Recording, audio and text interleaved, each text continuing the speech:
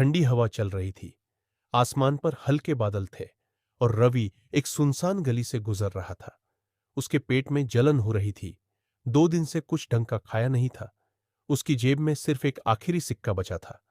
वह उसे देखकर सोचने लगा, इसे कुछ खरीदने में लगा दूं या फिर किसी और दिन के लिए बचाकर रखूं।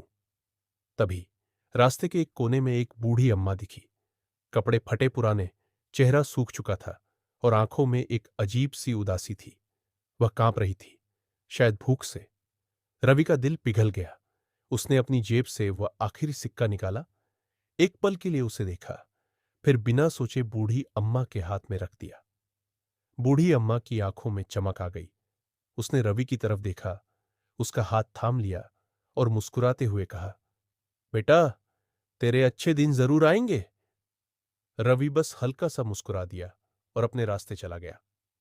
अगली सुबह जब रवि काम की तलाश में निकला तो एक बड़ी कंपनी के मालिक से उसकी मुलाकात हो गई। उसकी ईमानदारी और अच्छाई देखकर उसे तुरंत नौकरी मिल गई। आज रवि एक सफल इंसान बन चुका था और उसे हमेशा बूढ़ी अम्मा की वह दुआ याद आती थी। जिंदगी एक दौर है, जो हम देते हैं वही हमें वापस मिलता है। रवि के पास सिर्फ एक सिक्का था और उसने सोचा था कि शायद यह उसका आखिरी सहारा है।